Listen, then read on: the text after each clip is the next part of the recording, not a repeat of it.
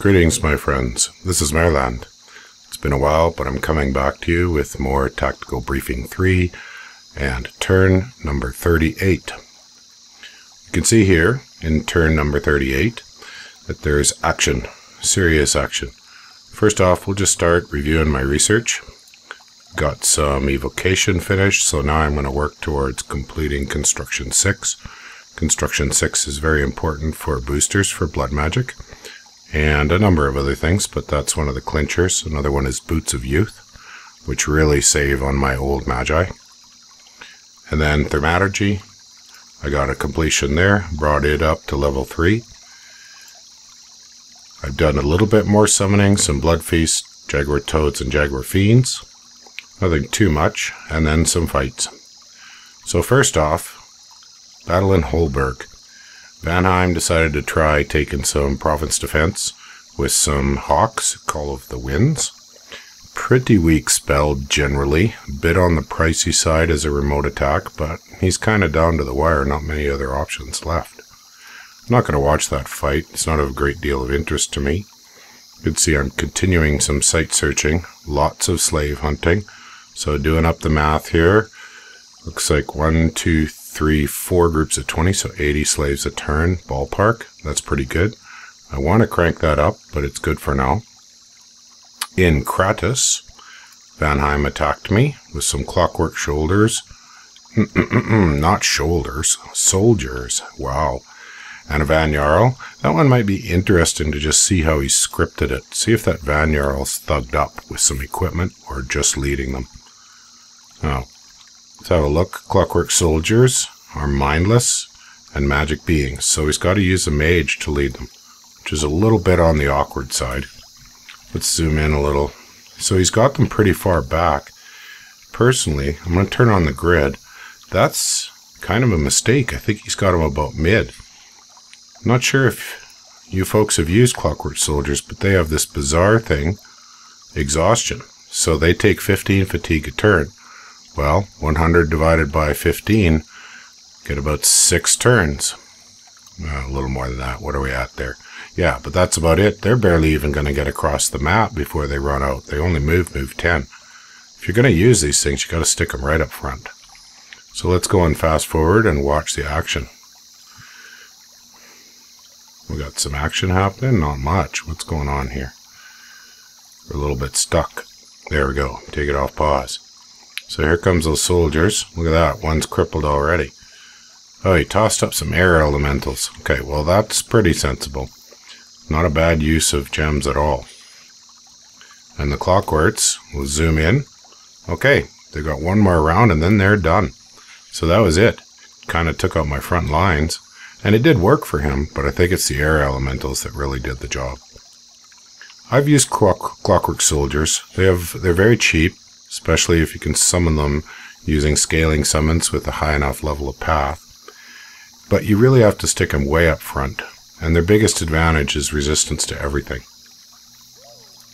So he won that fight. I don't think we need to talk about it in any more great detail. There's a battle in Vanheim. Now this one should be more important. So you can see he came roaring out with a couple of Magi, some of those immortal Fey Boars, Vanhears and Clockworks.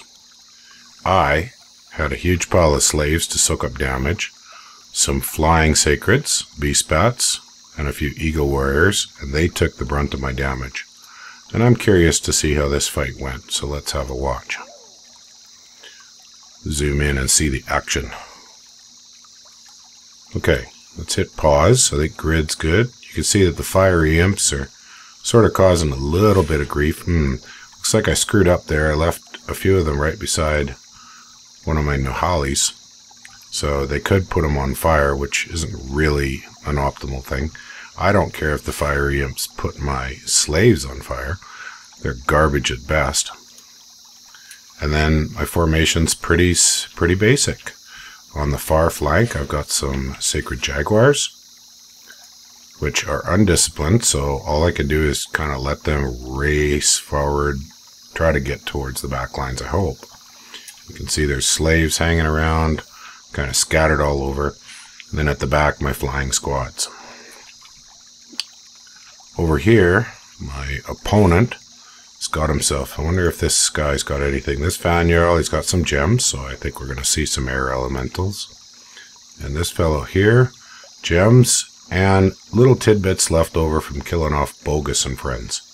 Bogus's race sword and the precious ring, which you can't forge, unique to Bogus. Okay, let's watch the action. Speed it up. Divine Blessing, some Phoenix Power, some protection.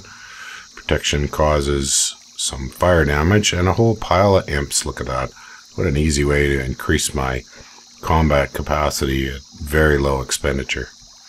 Wow, those beast bats took a pounding. They killed some stuff on the way with the Blood Vengeance. Bless. Might have been better off to leave them on hold and attack. I think that was an error in my scripting, because all the rest of my flyers are set to hold attack. Let the slaves close, let the imps take some damage before I'm using up my much more costly flying sacreds. So he did toss up some air elementals. You can see them in there.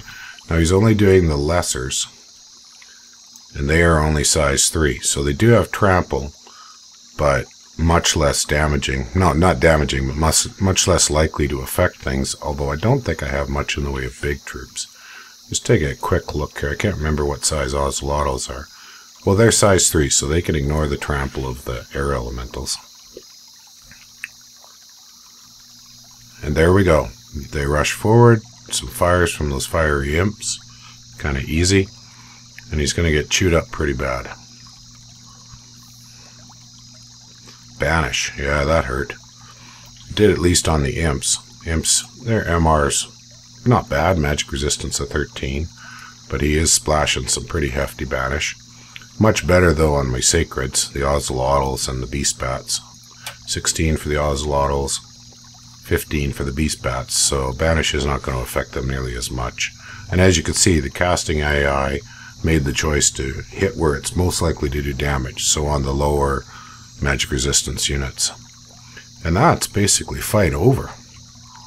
Let's see if we can, did we going to get his Vanheim and stuff? Well, it doesn't really matter, because I believe I've taken all their retreats, or I will be soon. And to come out and attack, he had to empty his fortress. So he's on the ropes. The end of Vanheim is nigh. And there they go, they run. So it looks like I didn't succeed in catching those Vanheim. Maybe this guy. He's at 100 fatigue. He's probably going to get away in time, because I've still got everybody trying to kill off those last few infantry of my opponents. And they aren't quite going to get it. It's sometimes frustrating how your troops will blob up like that, getting the last guys and ignoring the tidbits that are more threatening. And there we go. And that's it for that fight. Well, not a bad script. A few errors that I noticed. Some slight errors in scripting. And I'm sure most of you have tried to do your scripting the very best you can. And it's very easy to miss a squad here, a squad there. We'll take a jump down and have a look. You can see, you know, I've got squads kind of all over the place. And most of the scripts look good. Hold and attack rear, there we go. Not, my Jaguars are just on no orders, because that's probably more than adequate. And these are the fiery imps. So if they're on no orders, they'll fire whatever's in range. Things with short range and not very many ammunition ranged attacks, I don't like to use the fire orders. I find it doesn't work as well. So I usually go for no orders at all and put them in position where they'll be early on able to use those weapons. And I'm just trying to find if, it looks like, oh yeah, those beast bats that were scripted wrong are dead anyways, so no real point in worrying about it. So, good operation there. Now, other action, let's see what we're doing here. Sending some scouts. And here, bringing up, this is reinforcing, bringing some slaves from one of my closest laboratories. Building a temple here, getting ready, and then I'll start pumping out some more Jaguars.